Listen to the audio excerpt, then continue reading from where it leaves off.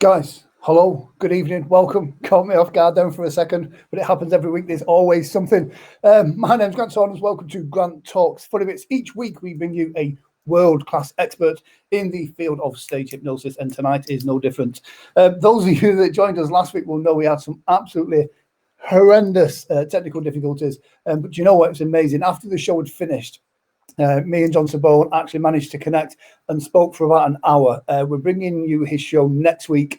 We're going to go through some technical rehearsals, so he's got all the information, everything it needs, and it's going to be absolutely fantastic. Guys, if you have an interest in stage hypnosis or performance hypnosis and how that can develop your hypnotherapy or stage hypnosis career, then please subscribe to the YouTube channel. What I'm going to do right now is I'm going to bring up a little thing here. Let me show you this. Dun, dun, dun. This should bring you a subscribe link. Oh, no, it won't. It will bring you a subscribe link in the comment section. Click on that and subscribe to the YouTube channel. And then each week you'll be able to see all the different stage hypnosis performers from around the world. Tonight, we have a Las Vegas stage hypnotist. Las Vegas, formerly, the entertainment capital of the world. I'm sure it still is, but at the moment, with everything being the way that it is, you know, I don't know what's happening in Vegas, but we're going to find out off tonight's guest. Now, I also always get guest names wrong because I'm terrible with names. So I'm going to say his name slowly, but I'm going to bring him on in a second just after this graphic. But please, if you have any questions for tonight's guest, then please hit them in the comment section below, and he will absolutely answer those questions for you. This guy's performed in Vegas, he's performed in Tokyo, he's performed around the world, and tonight he's here to answer your questions and talk about his career of stage hypnosis.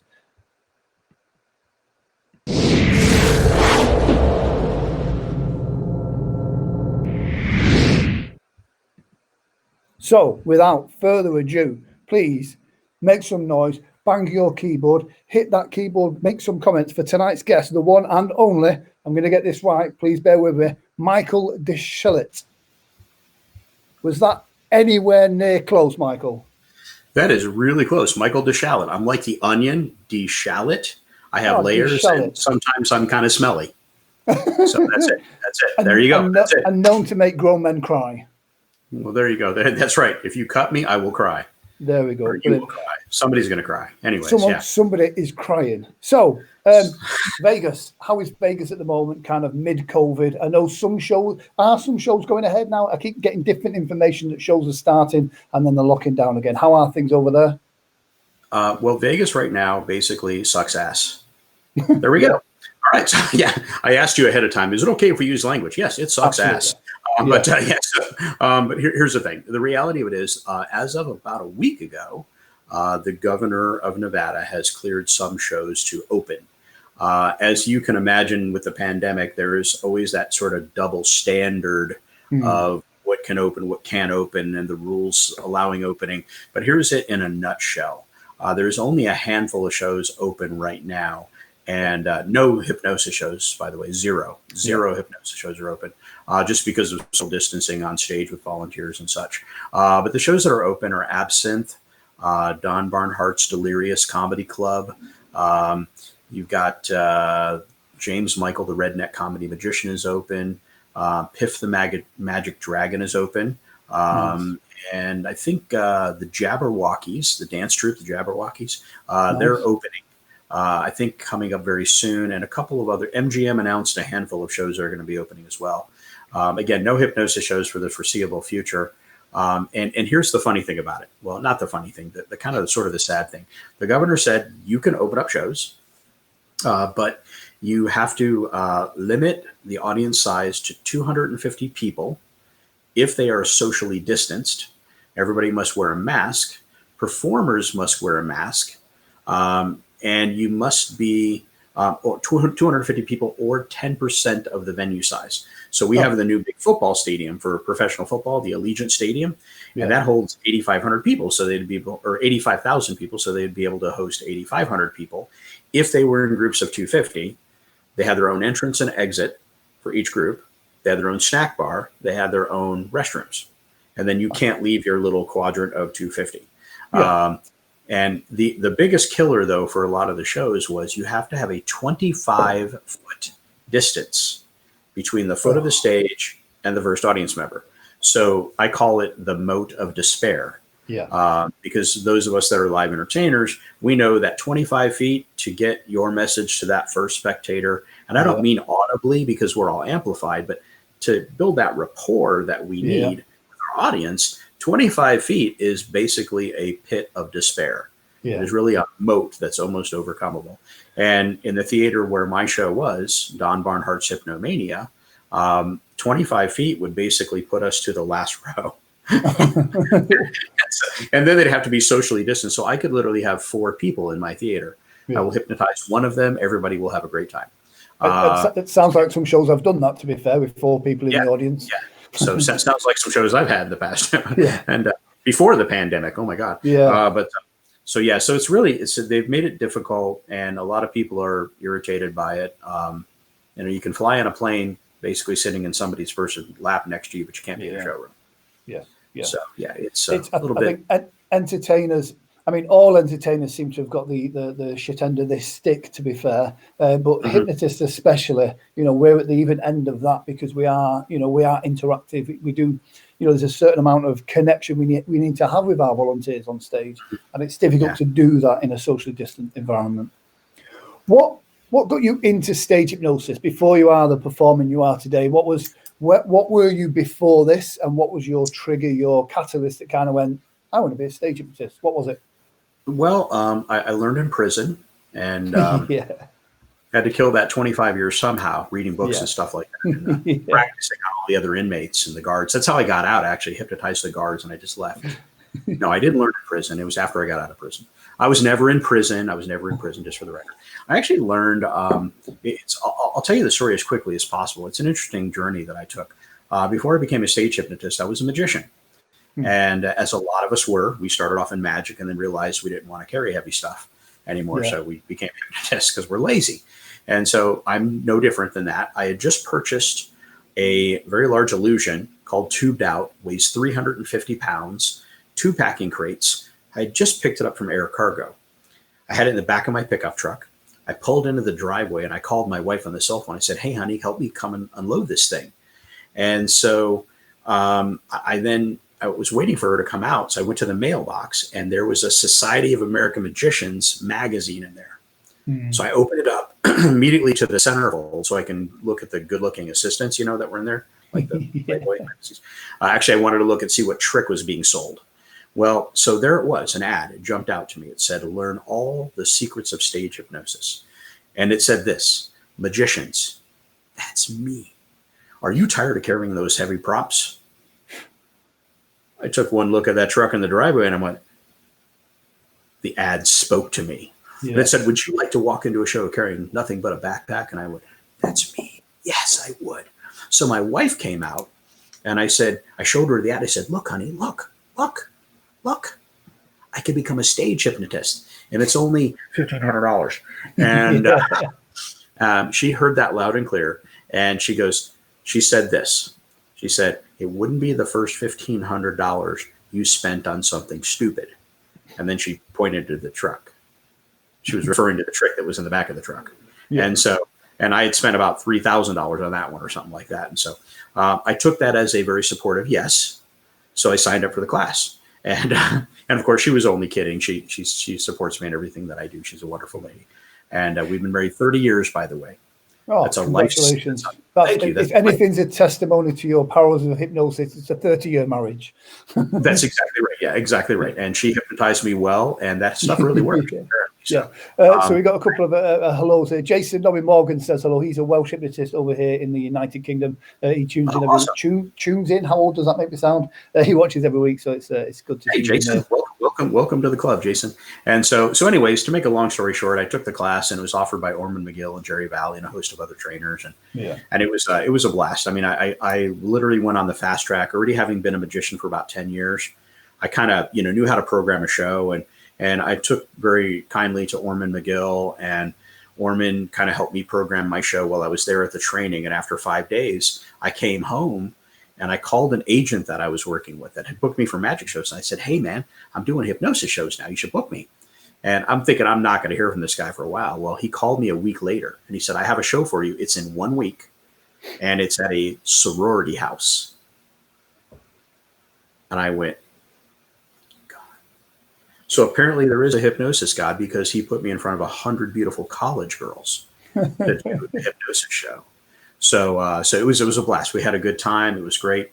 And I see Jeff Bennick just signed on too, and looks like Alana Elizabeth, a bespoke dressmaker, and Jeff's here as well.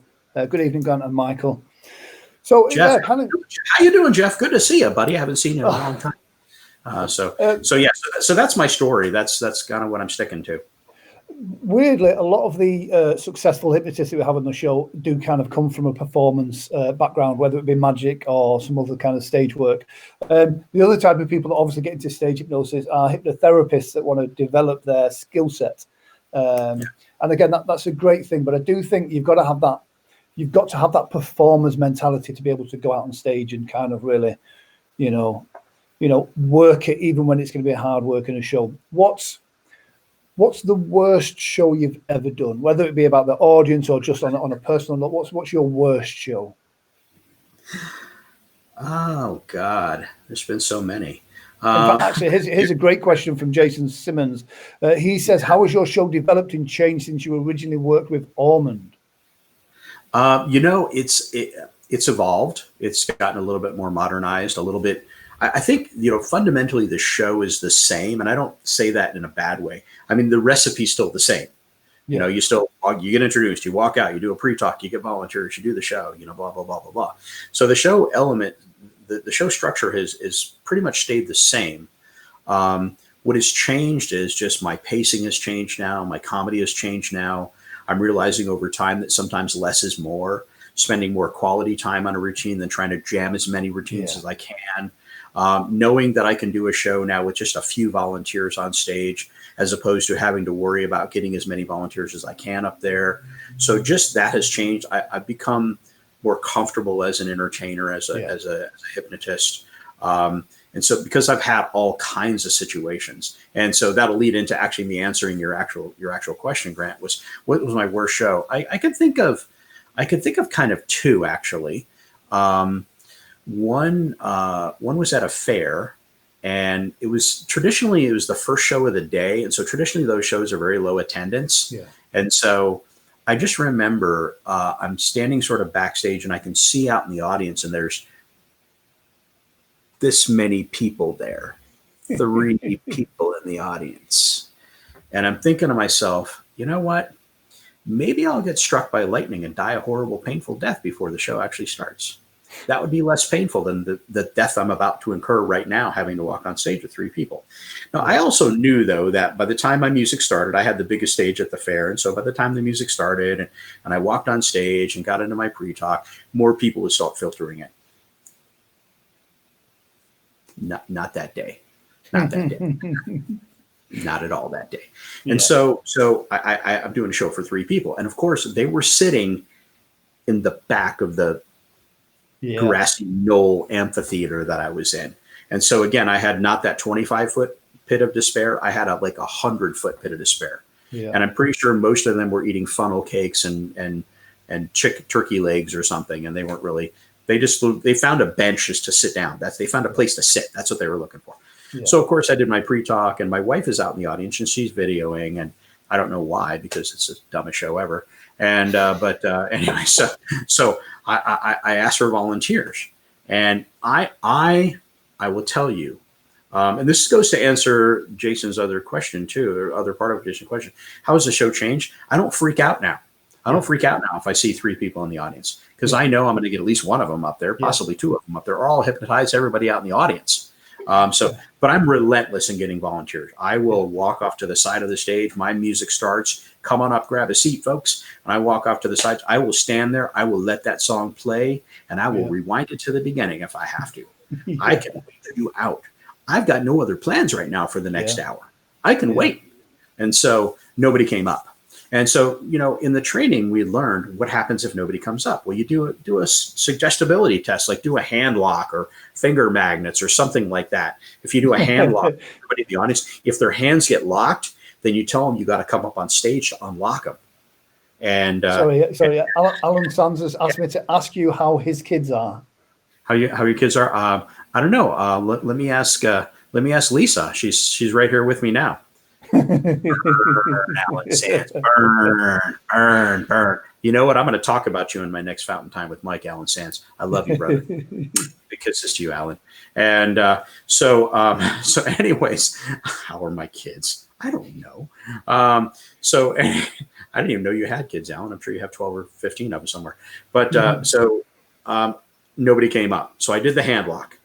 2 of them locked their hands. That's pretty good odds, 2 out of 3, for people. And I think probably it was because of the stickiness of the funnel cake. It got their hands stuck together. They couldn't too much of that powdered sugar on there. And so I brought them up, and I later found out it was husband and wife. That's always good. And so I sat them next to each other, and I thought, well, you know what? I'm going to do a show no matter what. So I did the induction. I did the first routine, and the husband was he was worthless. I said, get out of here. I said, go back and enjoy your turkey leg. So wrong.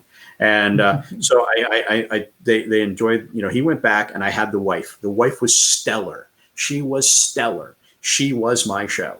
It turned out to be an okay show, but it was one of those shows you go where, my wife, when nobody came up, I could see my wife in the audience.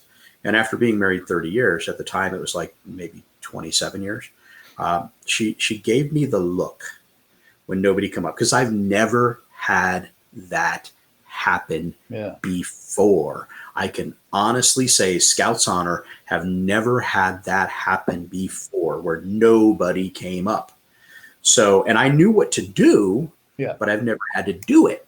So I can see my wife going out there going, let's see you out of this one now, Hypno boy.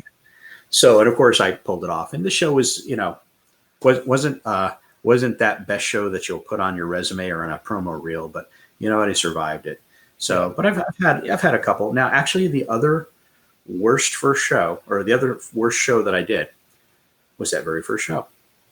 Now, it started off to be the worst show ever. It ended up okay, but I'll tell you that one real quickly.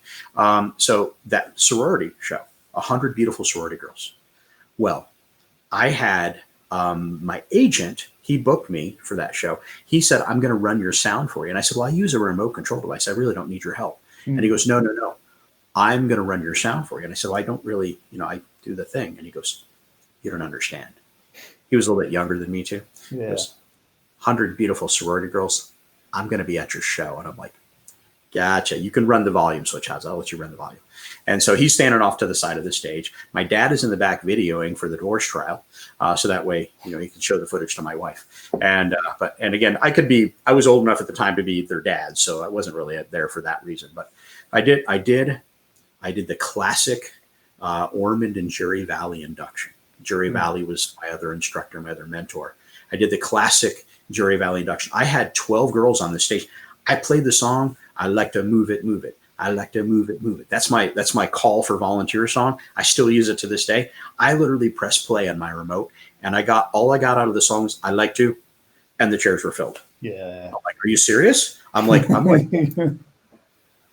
this is cool. This is just like they said in the training would happen. People will rush the stage. And so I'm like, I can do no wrong. I am now a hypno god. And so I did the induction. And I was feeling a little cocky at the time because I'm watching them do this, as I'm doing the induction. I'm looking around. And so I counted down from 10 to 0. I did this progressive relaxation thing. And when I got to 0 and I said, sleep, and I waved my hand over them and all their heads went, yeah. And I said to myself, this shit works. Yeah. I had no idea because I'd never done a hypnosis show before. It's my first show. And then a girl in the audience hiccuped. And then the 2 girls next to her giggled. Yeah. And then all of the other 88 people in the audience started to laugh. And then all 12 volunteers did this. And got up out of their chairs and went back to the audience. Yeah. Now, I proceeded to make poopies in my pants. and I'm thinking to myself, okay, don't panic. I probably forgot to mention, if you hear any other sounds, don't worry about it. They won't bother you. And I forgot to mention too, if you think you're coming out of hypnosis, don't just go back to the audience. Let me properly excuse you. I probably forgot those two things, but I did the hand thing though. It was really cool. And if you see the picture in the background, I'm still doing the hand thing today. It's like, wow. Yeah. And so I looked out at the audience. I can see my agent taking my paycheck and going, I could feel, I could hear the tearing of paper behind me. And so I looked out at the audience and I said, ladies, what you just witnessed was how easy it is to go into hypnosis. So here's what we're going to do. We're going to fill these chairs again. And this time we're going to do the show. Yeah. So I recovered really quickly. I didn't panic. I called them back up. And actually it was funny because I saw 11 hands go up. And they were 11 of the 12 girls that were up here the first time. And I said, yes, you have a question? And she goes, yes. Can we go back up there again? And so now I'm feeling a little cocky again. I said, well, normally I wouldn't allow you to do that, but I'll make an exception this time. I don't know why I wouldn't allow it. I just wanted to make it sound important, right? And they were hypnotized. So I got them back up there. I got a new 12th girl and hypnotized them again kind of quickly and did a great show. It turned out well. And my not manager, but my agent came up to me after the show and he goes, good show, DeShalit. He said, you got me though. He said, I've never seen a hypnotist do like a practice, like a trial run first and then call new volunteers up. And I looked at him square in the eyes and I said, yeah, I do all my shows like that. Yeah. I turned around and walked away. And then I went home and changed my pants. So. Yeah, I once had a show that was going terribly, but it was a holiday park and had a Peppa Pig there and ended up using the Peppa Pig as a trigger to kind of, for the hypnosis. And that's always kind of made Peppa Pig stick in my head. I don't know if you have that in the US, but yeah, you've got to learn to make a show out of anything, whatever you throw. That's what you kind of do. So what are you doing at the moment now? I know you had like you said, you had a show, is it Hypnomania show? Yeah, the show is put on by Don Barnhart. I'd mentioned one of the shows that's currently open now in Vegas, Delirious. Yeah. Don Barnhart is a great hypnotist. He's also a comedian. And he, before the pandemic, he was running 2 shows in Las Vegas, actually 3 shows. He was running at the Hooters Casino. He was running a show called Jokesters. It was a comedy club. He also had a theater at the Downtown Grand in downtown Las Vegas. In that theater, there was a magician that did a show before Delirious or before Hypnomania. Leslie McKinney's Presto is a great magic show. And then came Don Barnhart's Hypnomania and then Delirious, Don Barnhart's Delirious, the comedy club. So 3 shows back to back in the same theater. And Don really realized he couldn't really be in the hypnosis show as well as run both comedy clubs. And he was usually starring or headlining at the Jokesters Comedy Club. So he asked a few hypnotists to kind of jump on in, and a few of us were kind of rotating through the schedule. I was one of them. Steve Falcon was another one. Chuck Milligan was another hypnotist, and he had a few others that would come in here and there and sub in basically. And we basically were scheduled for a week or 2 weeks or whatever. And so I hope that, in the future, it's going to reopen back up again, maybe in a couple months when they loosen some more restrictions or when we get some sort of, this virus thing taken care of, or people realize that we just need to move on in life and not be afraid of it anymore. Yeah. So, I mean, do you do training? So Alan's got a question in. So he says, highly endorse Michael as one of the best online hypnosis. I was just about to ask about training as well. Best online hypnosis trainers. I've seen a lot of trainers, and Michael is the smoothest, easiest to follow and learn from. So yeah, that's awesome. No, I mean that's where we first met. We met in Vegas at the Ultimate Stage Hypnosis Conference, which there's a really funny story between myself, Andy Venning, and Jonathan Yeager, where we ended up going for a steak, which was quite memorable. But yeah, that's a whole different story. I think what they say, what happens in Vegas stays in Vegas, and that steak story definitely will. Actually, here's how it goes, Grant. What happens in Vegas? We joke around a lot, but he's truly an amazing hypnotist in his own right too, and an amazing great guy as well. Great guy, and his better half, Lisa, is still prettier than him, much prettier than him, very much so. And the best thing that ever happened to him, I can say that honestly. But I love them both. They're great people. So can people find out information on your training from your website? I'm sorry. can people find out information from your website? Is there a link on your website? I've just put a link up to your site now, so hopefully people watching can follow that link and get contact from yourself to learn about stage hypnosis, etc., etc. Absolutely, yeah. You can email me directly through the website. Also, you can find me on social media too, Michael C. DeShalit. So yeah, I'm pretty reachable. I think there's even a 1-800 number on there too, so you can call me anytime, anywhere. Fantastic. I have got your promo clip from your show. I'm going to play that now, and then we come back from that. We've got a couple more questions. But yeah, I'm going to play this clip right now, and then we shall see you on the other side.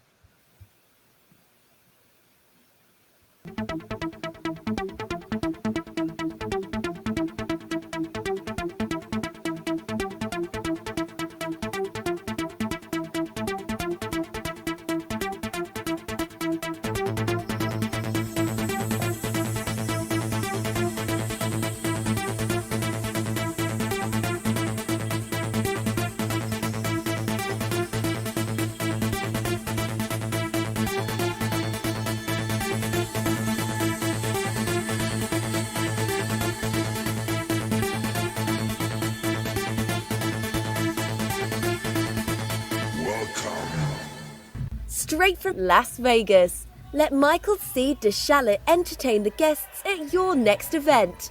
The show is called The Hypno Zone, and sometimes the name really does say it all. Far beyond the boundaries of an ordinary hypnosis show exists the Hypno Zone, a realm so insanely hilarious, words fail to adequately describe it. Let Michael DeShalit take you there during this high-energy show that will engage your audience with interactive entertainment that must be seen to be believed. All right, Chad, as soon as you put that second one, you instantly go right back. You know what happens. 10 times, 100 times, 1,000 times deeper, all the way down to... Shift up. Turn to the right. Hairpin, turn to the left. Turn it, turn it, turn it, turn it, turn it, turn it, turn it. Straighten out, straighten out, straighten out. Slow down, slow down, slow down. Whoa, whoa, whoa. Watch it, watch it, watch it, watch it. Slow down, slow down. Yeah. That's right. Yeah. That's right. Crank those whips, crank those whips. Yeah. Here comes a big old wave, maintaining perfect balance at all times. Here comes a big old wave, 10 feet, 20 feet, 30 feet, 40 feet. Oh, it's crashed too soon. You need to paddle out further. Paddle out. Take this down the boulevard. And there's a button on your right-hand side. Press that button, it makes it a convertible. Michael is a world-class hypnotist, magician and seasoned performer with over 20 years of professional performing experience. He has performed in exclusive venues such as the world-famous Magic Castle in Hollywood, the Riviera, the Circus, the Tropicana, and most recently, the Orleans Hotel and Casino, all in fabulous Las Vegas. In his 20-plus years as an entertainer, he has toured the country, performing thousands of shows in over 25 states. Your little brother or little sister. Stop hitting yourself. Stop hitting yourself. Stop hitting yourself.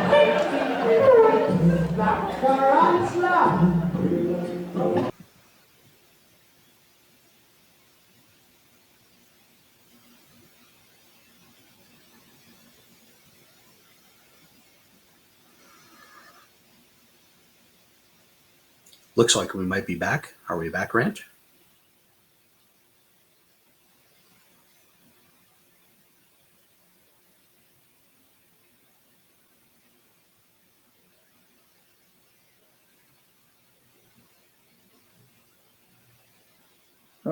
Oh, there we go. There we go. You're back. I thought Yeah. we lost you there for a second. You went into the hypno zone. I think you must have hypnotized me during your clip. That's what it was. That's probably, yeah. Yeah, venue-wise, what's your? I mean, you can't have favourite venues, I know, but for me, there's a venue in the UK, the Frontier at Batley, which was such an iconic venue that had all sorts of people perform there, and that for me, it's no longer a theatre; it's now a 24-hour gym, I believe. Do you have a favourite venue that you've performed at, and for what reasons? Oh my gosh, that's a really good question. I would have to say, I like the challenge of performing at different venues. So when I'm doing the after prom and grad night tour, I love the challenge of what am I going to walk into, right? Some hypnotists are worried. It's like, are they going to have a sound system? I just, I make my due diligence ahead of time. I call, are we going to have a sound system? Send me a picture of it, and all those things. But I like the challenge of, them saying, well, we've got a space. Is this going to work? So I just, I kind of like that challenge, but I would say probably my favorite venue at first was not my favorite venue, which was the Hypnomania Theater. It's a small room. It's very comedy club like. And so it's a small room with a small stage. Leslie McKinney, the magician that opened or that did a show before my show, he always used to joke the stage is so small. It was basically 2 coffee tables they bought at IKEA and they had to put them together themselves. And so it was really a small stage. At the most I can get 8 chairs on the stage. Yeah. And 8 is very uncomfortable because I have to kind of like shimmy along them, behind them, and around them without falling off the side of the stage. So 6 chairs is really ideal. And for a lot of hypnotists, they go 6 chairs, man. That's kind of like, I'd like to at least start with 10 or 12. And in case you lose some people, you know what? Just do your best. Don't lose people. Do a great induction, great talk. And so. So now it's like I get excited now when I have 6 or even 4 people up on stage. It's actually kind of fun. It's a different challenge. That's become sort of my favorite place. And I can walk in literally 2 minutes before the show, plug in my sound stuff, and go. And that's always the best. Yeah. And so it's kind of, but I've also, the Orleans stage where the video you saw, that was at HypnoThoughts live a few years ago. That's a great stage, great crew. Yeah. I've worked so many different venues. It's just really, I don't know. I like them all, but I would say my favorite now is the Hypnomania showroom. Brilliant. So a lot of hypnotists are kind of, we're big book readers. We're big fans of kind of development and education. If there was 2 books that you would say were pivotal in your kind of career as a successful stage hypnotist, whether it be a business book or a book on stage hypnosis, what would your 2 books be? I would say, without a doubt, Orman McGill's Encyclopedia of Stage Hypnosis. That's probably, and I bet that's on everybody's list. Also, too, Jerry Valley's The Secrets of Stage Hypnosis. Yeah, that's the book that got me started, and they're both great books, and that's sort of a front to back how to do a stage hypnosis show. I think there's so many books out there that are great. Dan Candel's Rapid Induction Formula is a great book too. Yeah. Dan and I do some trainings together. I'd be foolish not to endorse that book. It's a great book. So there's all kinds of stuff. I would love to get Dan on just from the story you told at the Stage Hypnosis conference in Vegas, which I'm not going to tell. But it was a story when one of his volunteers had an accident.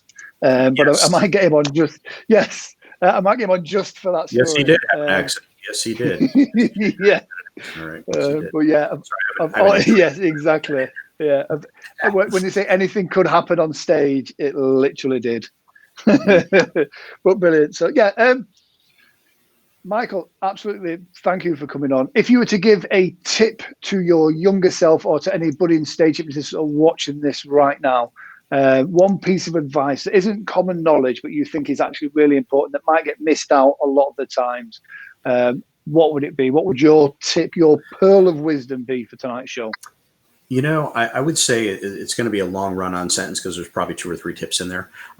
Take as many trainings as you can. Take as many trainings as you can afford, time-wise and money-wise. Take ones that are theory trainings where they teach you how to do things in a classroom type setting, and you get to do some practicing. Take ones where I teach one too. Oh, selfless plug for me. But also take one.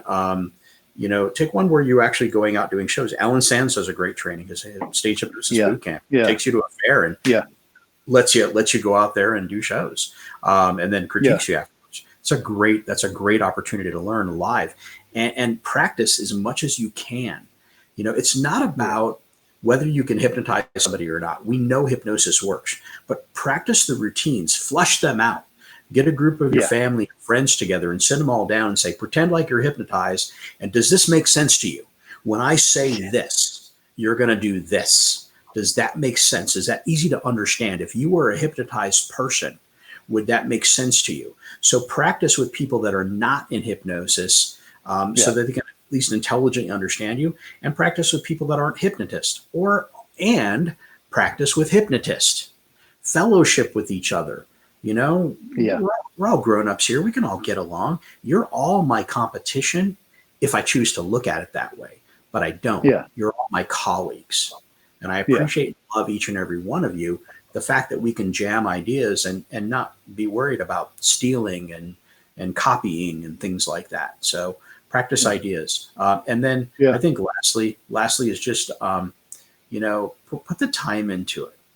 Put the time into it. Get as many shows as you can, even if you have to do a string of 5 or 6 free shows to get you started. Do 5 or 6 shows in a row. Your show will change in those 5 or 6 shows. And so think things all the way through. Your routines, think them all the way through. I know that was like about 3 or 4 or 5 things that I gave you there, but those are my tips.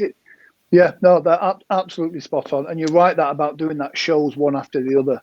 It helps you just polish the timings between each routine and the magic that makes the show entertaining.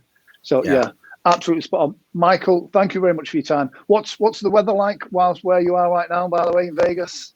Well, Vegas, if you don't know geographically where that's located, Vegas is right here on the map, and hell is right here.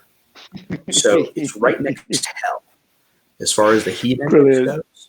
Now it's what month are we in now? What month in the pandemic are we in now? We're in month 7 of the pandemic. It's like 91 degrees today, but it's going to cool down. Wow. Next Monday, it's going to be 64. So Vegas is very temperate as far as the temperatures go. In the summertime, obviously, probably like middle of May to end of August, it can get a little wonky there. If you want to experience what hell's like before you go there, try it. Try come here in the summertime. 115, 118.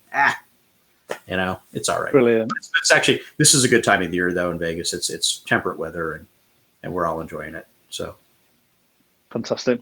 All right then. Well, thank you very much for joining us this evening.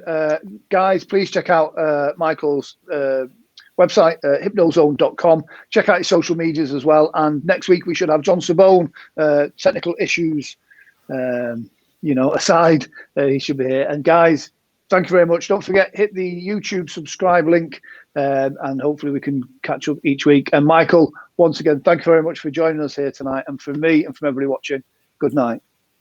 Thanks, Grant.